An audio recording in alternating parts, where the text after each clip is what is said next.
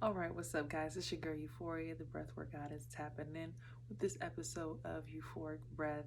I want to thank you all for tapping in on the physical platform on YouTube and on the auditory YouTube. Excuse me, the auditory platform on Anchor and Apple Podcasts, and any streaming podcast. Um, Thank you guys so much for tapping in, giving me your energy, and taking a deep breath with me. So, today's topic that we're going to get into is a very vague topic, but it's something that's been present on my mind for a long time. Um, it's STD Awareness Month, right?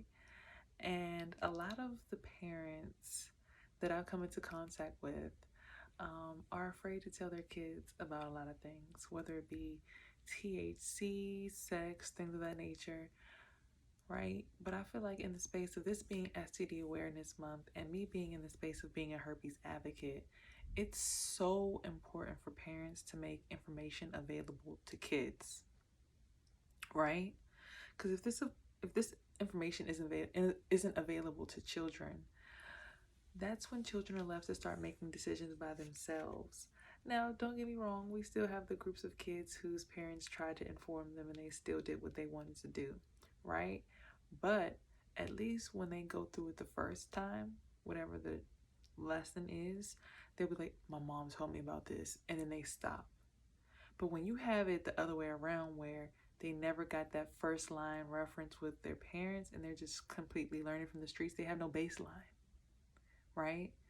And when they don't have any baseline, that's when they're able to start repeating the same trauma bonds, relationships, staying in toxicity in general. Now, I want to tie this back to herpes by saying, you know, a lot of us in the herpes positive community, I've noticed, will stay in toxic relationships and stay in toxic environments because we feel like we don't deserve better. I'm going to be the first one to sit here and tell you, you definitely deserve better than anything other than what you desire, right? And it's like, it sounds so easy because, I mean, think about me. I'm a person who's been in the herpes advocacy position for about a year, right? And being in the advocacy position for about a year has let me be so free. What do I mean by free? I no longer feel like people are talking about me in front of my face. I know 9 times out of 10, whatever I'm experiencing is a reflection of my inner verse. But it took me contracting herpes and getting into my awareness and then going through all the different phases of the enlightenment outside of the herpes journey and just to get me to understand what I was truly going through. This is a 3D human experience. But once you learn to master yourself and be on your self mastery frequency, we're talking 5D, um, herpes can no longer affect your personal life. You then have the power to say, I'm healed from this virus, right? And then because you believe it, because you've invested the energy and you're doing the work anyway, that becomes your truth. That's what I did for myself. I changed my diet. I changed the way that I thought about things. I changed how I communicated with people, who I communicated with. I changed my circles. I did a lot of work. It wasn't overnight, you know. I've been herpes positive for 11 years. I've only been in advocacy for one. So, you know, and it took me seeing another queen in the space of, you know, advocacy to even want to hop into this space. You know, I had to see my reflection. And I feel like a lot of the times that's what we need. Um, you know, depending on what type of learner you are, which I've learned in that LCI Learning Connections Inventory Test, you might be the person who needs to see an example of what you need to become in order to become that. And it's okay. There's nothing wrong with that. That's actually the practice of, you know, applying, you know, learned knowledge. You know, when you meet someone, you don't meet them by accident. You meet them because they're a reflection of everything that's inside of you. So you're either given someone to show you the positives in you that you need to work on, and then you're also giving other people to show you all the negatives that you need to work on, right? And it's for you to decide which one you want to become friends with and what side you want to feed more. Do you want to feed your ego more? Do you want to feed your spirit more? And for me, herpes did that. And I feel like when, I had a really open relationship with my mom. I could talk to her about anything. So I was always like, I knew what a period was by the time I was in third grade. I wasn't out here like lost in the sauce. When I saw my first spot of blood in my pants, I knew what to do. I was ready. I was, oh my God, I don't know. I was just like, oh, I need a tampon. I'm going to the pool. Like, just handled it. So I feel like with all things, STDs included, when we break that barrier and we communicate openly and honestly with the youth, our children, because that's where everything starts, because they're the next generation. They're the next presidents, legislative branch, executive branch, judiciary branch. That's them. They're our government, everything. So when you're raising people who are literally going to impact the world in the next 10 to 20 years, you move a little different. And I feel when you're open with the children, it allows them to explore even further depths of their mind. Now they have a baseline and they can decide if they want to go ahead and learn more. It's just an open, good space to be in. And, I want a lot more of these talks to be not so wrapped around herpes, relating back to herpes, but not so only involved in herpes. I want you guys to know when you come to the podcast, you can talk, we're going to be talking about anything, any and everything. That's why I said this podcast is uncensored. Anything flies. So, I did Tea Tuesday time, which is it's Tuesday's tea. So we talk some tea on Tuesday, in the midday when I have some time to myself and I just, go through my inner thoughts. And what I noticed on Tea Tuesday, we were talking about THC in parenthood. That was what started this conversation, actually. How open should a parent be with their child about THC? Now, me, of course, I'm pro-smoke, speaking of which, hold up. Gotta go ahead and put my girl on and let y'all know. The Ghetto Apothecary, guys. Follow her on IG and all social media platforms. Look at this awesome packaging. It says, blow that shit out on the side. This is a magnet right here. And this is the foam that goes inside. And these are the pre-rolls. I already done had one, so don't judge me. But these are the pre-rolls with palm leaves, right? But then she also sent me, get this, guys, another kit. And in this kit, as you can see, same magnet sides. I love it. Like, it's always the packaging for me. This is their whole entire brand's philosophy. If you guys want to know the philosophy, purchase the products. Click the link in my bio and tap in, okay? But in this particular one, she sent me paper pre-rolls. So for those who don't like, leaves and like pre-rolls or paper, we have an option for you too. And these are CBD pre-rolls. This is not marijuana. This is CBD. So I just wanted to put that out there and let you guys know, tap in with your girl. I'm going to do a review video on specifically this product where I show you guys the ins and outs of it. So I can't wait for that. And for you guys on audio, if you guys want to see what I'm talking about, just tap in on the audio. But at the Ghetto Apothecary on IG and all social media platforms. Or like I said, click the link in my bio and just purchase. Duh. Make it easy. Tap into it. She's Black owned and operated. We love a Black sister. We're supporting Black business. So yeah. But anywho, THC and kids, I feel like, again, when you're your children's first point of reference for anything, you eliminate a lot of the limbo of like people knowing where you live, crime, being laced with different products besides just THC. It's just so much that you take out of the worry of THC. And I mean, it's almost legal throughout the whole entire country. So your kids are going to be able to get their hands on it some way, somehow.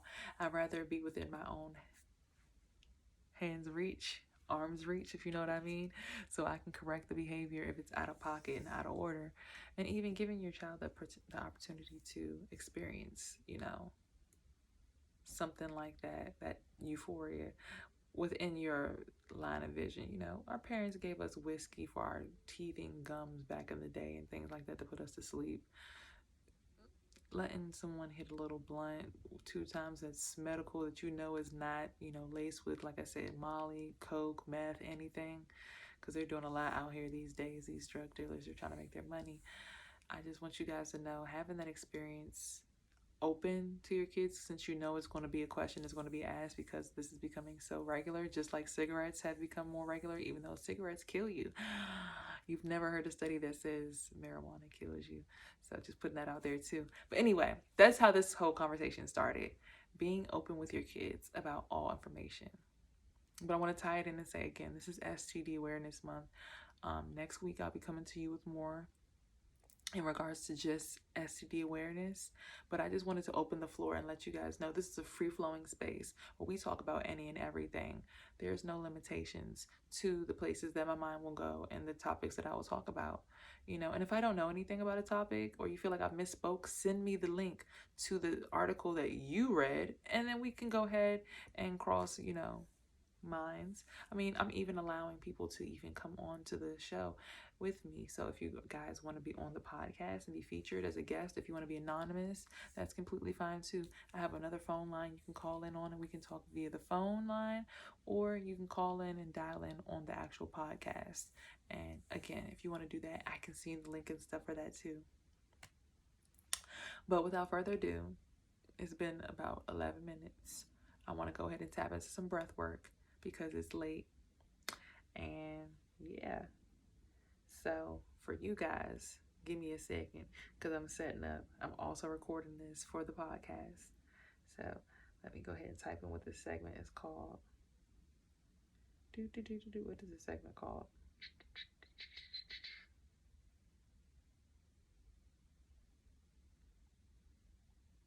Open floor. Okay, and now we're going to do some breath work. Oh yes, guys, hold on, because this has got to be on the audio too. But I want you guys to tap in with your girl and get you some bundles. Y'all see what's going on here. I think this is just 22-inch, maybe. So we're tapping back in for some breath work. But I want to quickly say shout out to your girl, Luscious Locks by Euphoria. That's me, yeah, the CEO. Now let me stop. I am the founder of Luscious Locks by Euphoria. This is the hair that I sell. These are the frontals that I sell. Baby, you see what's going on here. It's no tangles. I've been planning this the whole entire time we've been recording. You guys can see my fingers can just easily flow through the hair. There's no tangles. This is awesome. And look, no shedding. Okay, tap in and get you some quality hair. I've had this for at least a year, at least. And I've had clients who've bought multiple types of hair: straight, curly, wavy. So the product, it speaks for itself. People keep coming back because it's like crack. Get you some. But yes, let's tap into some breath work. So I'm going to go ahead and I'm going to go in and just randomly go through my breathwork book. And whatever breath we land on is what I want to choose. This is breaking through shock and trauma. This requires you to lay down, so we're not going to do that one. Ooh, relieving headaches. This is a good one. All right, so it's called the humming bee technique, and it's a pranayama practice. It uses the healing vibration of sound. Reverberations in the body can be directed to areas in need of support and can help within just a few breaths. It's deeply therapeutic, partly since the long exhale calms the autonomic nervous system. I had a burp coming. Don't judge me, judge your mom. Anywho, we're going to breathe in through our nose and then exhale in a long, slow breath while making a low or medium pitched humming sound. Lift your tongue onto the roof of your mouth, resting the tip gently behind the front of your teeth. So,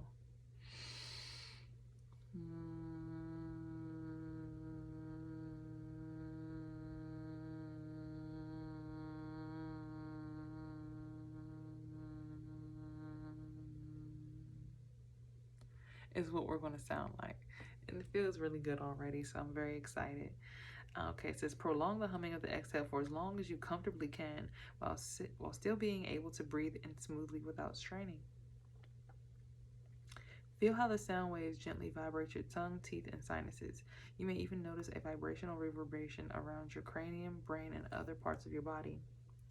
Repeat this practice for 6 rounds of breath, keeping your eyes closed. Return to your normal breathing. Notice anything different about your body. Does it feel lighter or heavier? More open or more closed? Okay. So let's do it, guys. Shout out to my tap man. Anywho, let's go ahead and inhale. Tongue behind the teeth and exhale.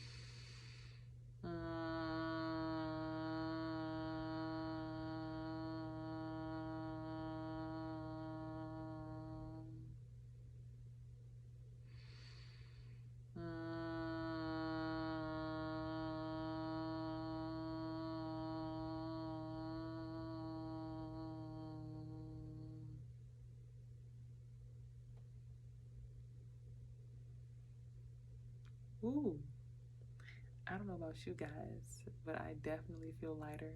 I don't know if y'all can even see my eyes on the video. Ooh, I'm feeling relaxed, baby. I'm going to close out with this breath work by saying that put me to sleep. All right, I feel so relaxed. I feel so at peace. I'm so ready to go hop in the bed. What I want to tap out and tell you guys I love you guys so much. Thank you for following in this session of breath work and just tapping in with my podcast. That breath was just so relaxing. But of course, let your experience be a testament of how simple and easy it is to do breath work and how beneficial it can be to you. I love you guys so much. Peace. And remember, here we are heard, seen, and loved. Thank you guys so much. Peace.